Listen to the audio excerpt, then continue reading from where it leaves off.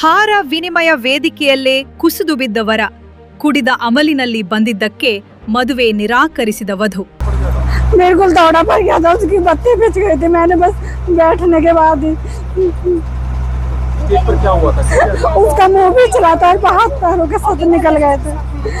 ಗಾಜಿಯಾಬಾದ್ನಿಂದ ಬಂದಿದ್ದ ಮದುವೆ ಮೆರವಣಿಗೆಯಲ್ಲಿ ವರ ಮಿಂಟು ಹಾರ ವಿನಿಮಯ ವಿಧಿ ವೇಳೆ ಇದ್ದಕ್ಕಿದ್ದಂತೆ ಪ್ರಜ್ಞೆ ತಪ್ಪಿ ಬಿದ್ದಿದ್ದು, ಕೂಡಲೇ ಆತನನ್ನು ಆಸ್ಪತ್ರೆಗೆ ದಾಖಲಿಸಲಾಯಿತು. ವರನಿಗೆ ಬಿಪಿ ಹೆಚ್ಚಾಗಿದೆ ಎಂದು ವೈದ್ಯರು ಹೇಳಿದರೆ, ವಧು ಅಂಜಲಿ ಮಾತ್ರ ವರನು ಕುಡಿದ ಮತ್ತಿನಲ್ಲಿದ್ದ ಮತ್ತು ಆತನ ಬಾಯಿಂದ ಮದ್ಯದ ವಾಸನೆ ಬರುತ್ತಿತ್ತು ಎಂದು ಗಂಭೀರ ಆರೋಪ ಮಾಡಿದ್ದಾಳೆ. और हर चीज की मांग थी, हमें ये चाहिए वो सारी पूरी करी, कर्जे पानी से जैसे भी करी. हर चीज को गाड़ी छोटी थी फिर भी बड़ी मांगी गई. हर चीज की मांग थी, छोटी से लेके बड़ी को.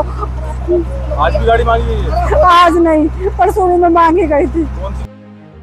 ವೇದಿಕೆಯ ಮೇಲೆ ಬರುತ್ತಿದ್ದಂತೆ ವರನಿಗೆ ಸೆಳೆತ ಉಂಟಾಗಿದ್ದನ್ನು ಕಂಡು ಆಘಾತಕ್ಕೊಳಗಾದ ವಧು, ಇಂತಹ ವ್ಯಕ್ತಿಯೊಂದಿಗೆ ನನ್ನ ಜೀವನ ಹಾಳಾಗುವುದು ಬೇಡ ಎಂದು ಮದುವೆಯಾಗಲು ಹಠ ಹಿಡಿದು ನಿರಾಕರಿಸಿದ್ದಾಳೆ. ಈ ನಡುವೆ ವರದಕ್ಷಿಣೆಯಾಗಿ ಸ್ಕಾರ್ಪಿಯೋ ಕಾರಿಗೆ ಬೇಡಿಕೆ ಇಟ್ಟಿದ್ದ ಬಗ್ಗೆಯೂ ವಿವಾದವೆದ್ದಿದ್ದು, ಮದುವೆ ಮಂಟಪದಲ್ಲಿ ಎರಡೂ ಕಡೆಯವರ ನಡುವೆ ಭಾರೀ ವಾಗ್ವಾದ ಮತ್ತು ಗಲಾಟೆ ನಡೆದಿದೆ.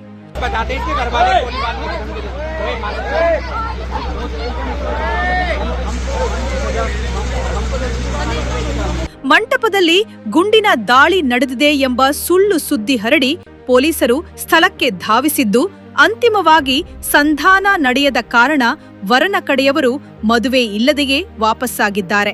ಇನ್ನಷ್ಟು ಸುದ್ದಿಗಳಿಗಾಗಿ ನೋಡ್ತಾ ಇರಿ ಸೌರಂ ಟಿವಿ.